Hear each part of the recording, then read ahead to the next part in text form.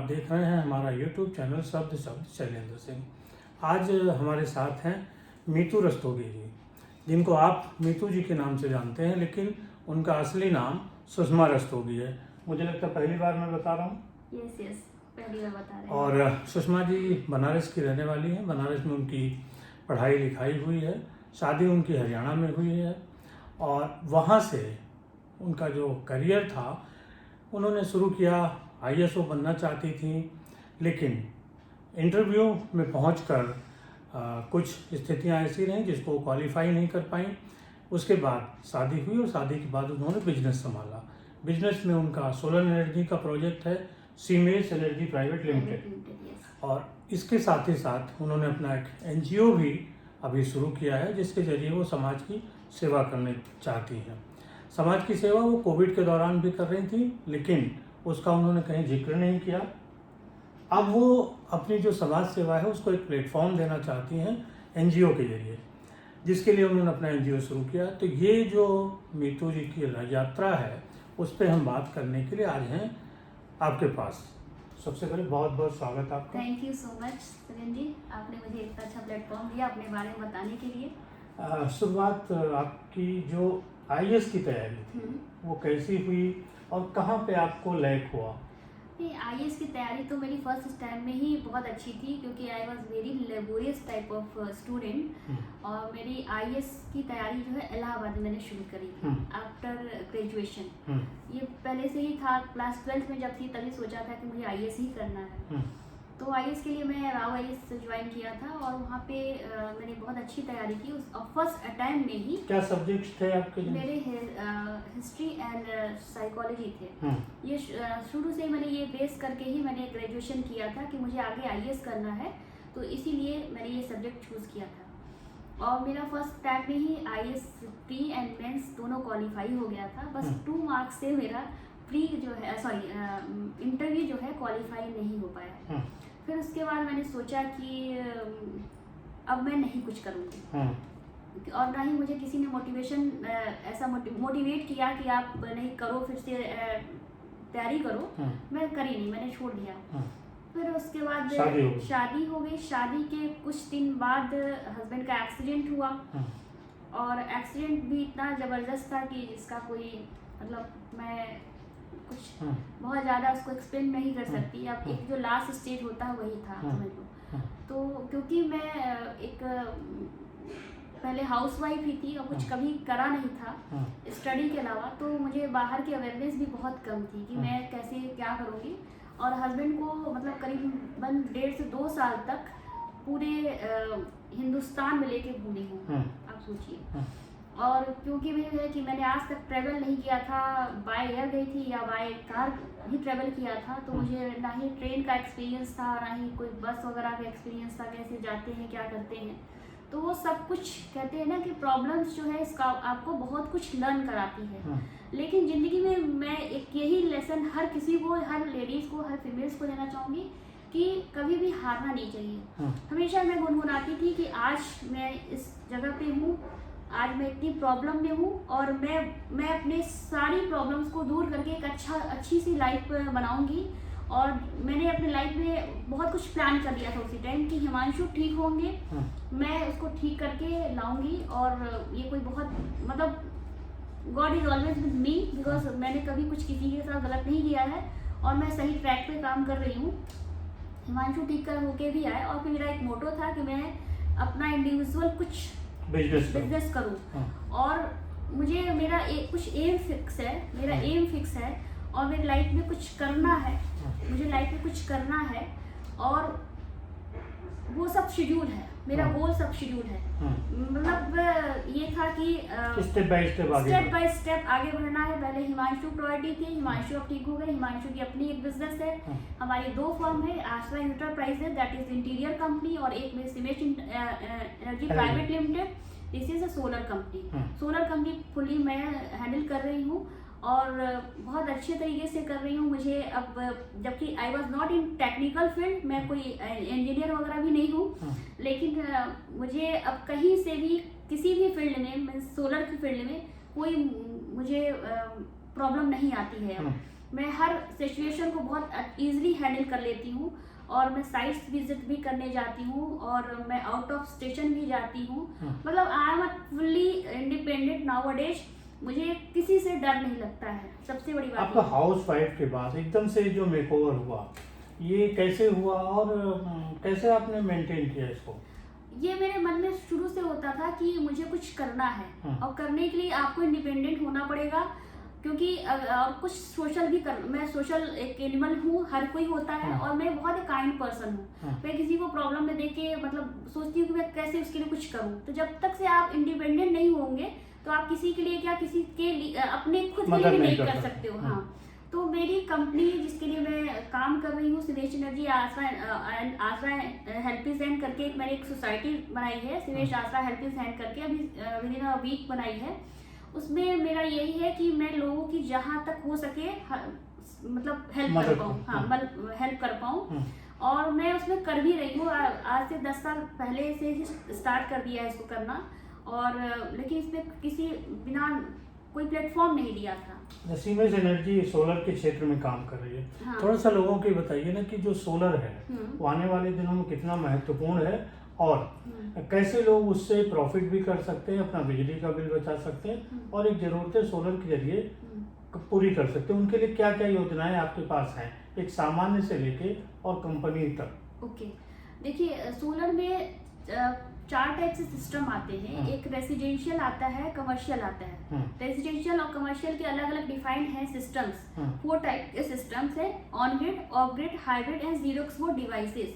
जो on grid system होता है वो सिर्फ रेसिडेंशियल पे वर्क करता है। आप उससे इलेक्ट्रिसिटी बिल जो है अपने वाइप कर सकते हो, उससे कम कर सकते हो। जैसे जिसके घर में बिजली का बिल बहुत ज्यादा आ रहा है, ऑन ग्रिड सिस्टम लगा करके अपने बिजली का बिल वो कम से कम कर सकता है। और कमर्शियल प्रोजेक्ट पे जैसे हम hybrid solar system, of grid solar system और जीरो एक्सपोर्ट डिवाइसेस हम लगा सकते हैं। उस सिस्टम के तहत आप अपने वहाँ पे भी बिल को भी वाइप कर सकते हो, और आपका जो इलेक्ट्रिसिटी की जो सिचुएशन है, फ्लैक्चुएशन है, वो भी कम कर सकते हो। मतलब मैक्सिमम टाइप आप इलेक्ट्रिसिटी जो है आपको प्रोवाइड की जाएगी with the help of solar. एक अप्रोक्सीमेट क्या एक्सपेंसेस आते हैं? देखिए वो डिपेंड करता है आपकी इलेक्ट्रिसिटी लोड कितना है। एज पर एज लोड, अगर आपके यहाँ पे बिजली का लोड आपका 5 kVA है, सिंगल फेज है, और रेसिडेंशियल आपको यूज करना है, तो वो अप्रोक्स जाता है 2,30,000 के आसपास जाता है। अगर आपका 3 फेज कनेक्शन है तो अप्रोक्स वो जाता है 2,40,000 के आसपास जाता है। अच्छा, सोलर को लेकर वो सरकार की योजनाएं हैं? सरकार सब्सिडी प्रोवाइड करती है रेसिडेंशियल प्रोजेक्ट पे ओनली। अच्छा। हाँ, कमर्शियल पे कोई सब्सिडी नहीं है। और कमर्शियल प्रोजेक्ट पे काफ़ी सारे सिस्टम है जिसको लगाया जा सकता है, और उसको लगाने के बाद आप अपने बिजली बिल को स्टेबल कर सकते हो, इलेक्ट्रिसिटी बिल वाइप भी कर सकते हो। मतलब बहुत बेनिफिशियल है। और ये सिस्टम जो है आपके लगाने के 2 साल बाद ही पूरा पैसा जो है आपका रिफंड हो जाता है। सोलर आने वाले दिनों की ज़रूरत है, ये सभी को पता है। जी। आप एक चूँकि प्रोवाइडर हो सोलर एनर्जी के, सरकार से क्या अपेक्षा रखते हो कि वो किस तरीके की प्लानिंग लाएं जिससे सोलर एनर्जी सस्ती हो, आम लोगों तक पहुंच सके और बिजली का एक विकल्प बन सके? सोलर एनर्जी के लिए मैं गवर्नमेंट से यही गुजारिश करती हूँ कि वो जितने मतलब टैक्सेस वगैरह कुछ कम कर सकते हैं। टैक्सेस तो अब बढ़ रहे हैं। अच्छा। 5% से 12% होने जा रही है। नहीं, इसको जो सोलर एनर्जी, अगर घर घर सोलर की बात अगर की जाए तो सोलर जो है एक लोअर मिडिल क्लास नहीं यूज कर पा रहा है, और जिसको बोलते हैं स्लम एरिया में भी लोग रहते हैं, जो झोपड़ झुग्गी में लोग रहते हैं, वो भी सोलर नहीं यूज कर पा रहे हैं, क्योंकि सोलर इतना एक्सपेंसिव है कि लोग नहीं यूज कर। इसके लिए सरकार को ये चाहिए कि अगर जो बिल्कुल ही लोअर क्लास का बंदा है उसके लिए सब्सिडी प्रोवाइड की जाए। सब्सिडी के लिए जैसे जिसको राशन कार्ड से हम अनाज गवर्नमेंट दे रही है, तो उसके लिए एक्चुअली सब्सिडी होनी चाहिए। सब्सिडी के अलावा क्या उस पर जो इक्विपमेंट यूज होते हैं, जैसे बैटरी है, पैनल्स हैं? नहीं, बैकअप सिस्टम में सब्सिडी नहीं होती है। अच्छा। सब्सिडी सिर्फ और सिर्फ ऑन ग्रिड सिस्टम जो रेसिडेंशियल यूज किया जाता है, और प्लस जो है जहाँ पे बैकअप सिस्टम नहीं होता उसी में सब्सिडी दी जाती है। लेकिन अगर सरकार इनको कुछ कम करे, इनके पे जो टैक्सेस कम करे, ड्यूटी कुछ कम करे, तो ये चीजें सस्ती हो सकती हैं। हो सकती हैं। अगर जो सब्सिडी हम अभी 5% लगाई जा रही है वो अब 12% होने जा रही है, तो और महंगा हो जाएगा। हाँ, और महंगा हो जाएगा। लेकिन नहीं, अगर अगर सबके जैसे आप बोल रहे हो ना कि हर घर में सोलर हो, इसके लिए जो बिल्कुल लोअर क्लास के लोग होते हैं जो राशन कार्ड से राशन लेते हैं, उनका तो डेटा गवर्नमेंट के पास होती है, तो उनके लिए सब्सिडी जरूर प्रोवाइड करानी चाहिए सरकार को, क्योंकि वो उस टाइप के लोग हमसे सोलर नहीं ले पाते, जबकि उनकी एक्चुअल नीड उन्हीं को है। वो विदाउट लाइट और बिना इलेक्ट्रिसिटी के, बिना लाइट पंखे के रहते हैं, तो वो अफोर्ड नहीं कर पाते हैं, और इलेक्ट्रिसिटी भी अफोर्ड नहीं कर पाते हैं, तो वो बिना लाइट पंखे के रहते हैं। जो आसरा है उसका क्या प्रायोजन है, उसकी आसरा इंटरप्राइजेज जो है सर, एक इंटीरियर कंपनी है। वो हम जो है बैंक्स के लिए काम करते हैं, बैंक का इंटीरियर करते हैं, बैंक का एटीएम बनाते हैं, बैंक के ब्रांचेज बनाते हैं, ऑल ओवर यूपी वर्क करते हैं, और आप ये कह सकते हो ऑल ओवर इंडिया वर्क कर सकते हैं। हमारी डोमिनोज की साइटें चल रही हैं, देहरादून में चल रही हैं। तो आसरा जो है फुली इंटीरियर कंपनी है जो गवर्नमेंट के लिए काम करती है। और जो आपने एनजीओ खोला है उसका क्या उद्देश्य है? वो this is the heart of my work. ये पहली बार मुझे बहुत अच्छा लगा। हर इंसान बिजनेस करता है क्योंकि पैसा कमा रहा होता है, हर कोई कुछ ना कुछ कर रहा है, लेकिन इस संस्था के तहत मैं किसी से ना ही कुछ लेने का संकल्प है। ये इंडिविजुअल मैं अपने कंपनी से अर्न करूंगी, उसके भी हाथ से उस एनजीओ को चलाऊंगी, और मेरा ये है कि जो वाकई नीडी है उनके लिए मैं हेल्प कर पाऊँ, उनको मेडिसिन प्रोवाइड, मतलब किसी भी टाइप का जो भी वर्क है मैं अपनी उस संस्था के तहत करना चाहती हूँ। ये तो आपका बिजनेस और आपका जो समाज सेवा में हुआ, कुछ हॉबीज और हैं जो आपको अच्छी लगती हैं? हाँ, अच्छी लगती है। पार्टी में पार्टी देखिए, मेरी जो बिजनेस लाइफ है वो बहुत स्ट्रिक्ट है। मैं एक बहुत कमिटेड इंसान, मुझे झूठ बोलना और नॉन कमिटेड पर्सन, जो जैसे टाइम इंडियन टाइम है 5 बजे बोल के गए 10 बजे आ रहे हैं, मुझे अच्छा नहीं लगता है। और अपने कस्टमर के साथ भी जो मैं कमिट करती हूँ उतना मैं 100% फुलफिल करती हूँ। चाहे मेरे 2 प्रोजेक्ट और कम हो जाए वो ठीक है, चलेगा, लेकिन अगर मैंने कमिटमेंट जो किया है उसको मैं फुलफिल करती हूँ। उसी तरीके से जो मेरी सिवेज आसरा हेल्पिंग हैंड सोसाइटी है, जो इस एनजीओ को मैंने ओपन किया है, इसका एक यही उद्देश्य है कि मैं समाज में ऐसे लोगों की हेल्प करूं जो वाकई नीडेड हैं, जिनको ज़रूरत है। और ऐसे लोग हमारे पास खुद आते हैं, मुझे कहीं ना ही एफबी पे अपलोड करने की ज़रूरत पड़ती है और ना ही अपने बैनर पोस्टर के तहत कुछ बतानी पड़ती है। मेरे पास बहुत सारे लोग आते हैं जिनको पता है कि मीतू रस्तोगी हेल्प करती है, और बिना किसी एडवांटेज के, मुझे उनसे कुछ नहीं चाहिए। जिनको मैं हेल्प करती हूँ उनका नंबर तक डिलीट कर देती हूँ, क्योंकि एक्चुअली मुझे उनसे कुछ नहीं चाहिए होता है। बस वो अगर मुझे ऐसा बोलते हैं कि आपने मेरे लिए किया, मेरी लाइफ में मतलब ये चेंजेस आया आपके हेल्प करने से, वो ही मेरे लिए बहुत बड़ा एक एक्चुअली गिफ्ट होता है। अगर मुझे कोई कुछ अलग तरीके से कुछ, जैसे मैंने कोविड में बहुत लोगों की हेल्प की, किसी ने कुछ मेरे घर भिजवाने की कोशिश की, तो मैंने अपने घर का एड्रेस ही नहीं बताया कि नहीं मुझे कुछ नहीं चाहिए। ये बिल्कुल अनकंडीशनल था। ये मेरे हार्ट से निकली हुई जो ये हेल्प थी, मेरे हार्ट से निकली हुई थी, मैं करना चाहती थी। ये किसी का प्रेशर नहीं, ना ही कोई सामाजिक दबाव है मेरे ऊपर, ये मेरे खुद की इच्छा थी जो उसको मैंने किया। मतलब मैं अपने अंदर अपनी लाइफ में अगर कभी आँख रोज करके सोचूं कि मैंने अपने लाइफ में क्या अच्छा किया, तो मुझे अच्छा लगे, खुद को अच्छा फील हो, इसलिए किया। चलते चलते महिलाओं के लिए, जो हाउस वाइफ है, उनके लिए क्या संदेश आपका? यही संदेश है कि एक महिला के अंदर जो पेशेंस होता है, एक महिला के अंदर जो कमिटमेंट होती है, एक महिला के अंदर जो हिम्मत होती है, वो किसी और में नहीं होती है। हर महिला बहुत जिद्दी होती है, अगर वो अपने पे आ जाए तो वो कुछ भी कर सकती है।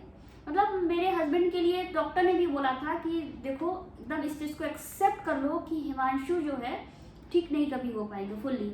तो मैंने कहा तो वो कैसे है सर, कि मैं आपसे हिमांशु को लेकर के मिलने आऊंगी, और मैं हिमांशु को लेकर के महानगर में डॉक्टर उनके गई और उनको ले गए। बोला कि वेयर इज हिमांशु। मैंने कहा ये हिमांशु है। इनको आपने ये बोला था कि वो फुल्ली नहीं ठीक हो पाएगा, और आज हिमांशु एक बहुत बड़ी कंपनी खोल के बैठे हुए हैं। और जब मैंने अपना इनॉग्रेशन किया था तो उसी डॉक्टर को बुलाया भी था।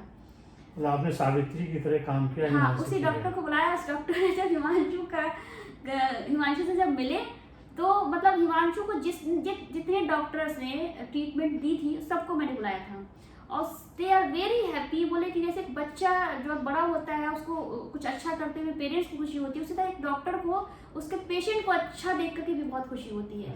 तो वो खुद भी बोलते हैं कि नहीं मैम, आपकी हिम्मत, आपका ये जुनून तक नहीं, हिमांशु ठीक होगा, और हिमांशु बस इसलिए ठीक है। तो दोस्तों, ये ज़िंदगी में जो जुनून होता है यही काम देता है। बिल्कुल। जिस तरीके से मीतू ने काम किया है, सभी गृहिणियाँ जो है काम कर सकती हैं और बहुत अच्छे से अपने काम को, अपनी पहचान को बना सकती हैं। तो मीतू जी, बहुत बहुत शुक्रिया आपका। आपने अपने अनुभव हमारे साथ बांटे, और सभी साथियों आपका भी बहुत शुक्रिया कि आपने समय निकाल के हम लोगों को सुना। कुछ जानकारियाँ हों तो आप मीतू से ले सकती हैं। मैं इनका जो नंबर है वो डिस्क्रिप्शन बॉक्स में दे दूंगा, इनकी कंपनी का। अगर कोई आपकी ज़रूरत है तो आप इनसे संपर्क कर सकते हैं। बहुत शुक्रिया एक बार फिर से। Thank you so much. Thank you.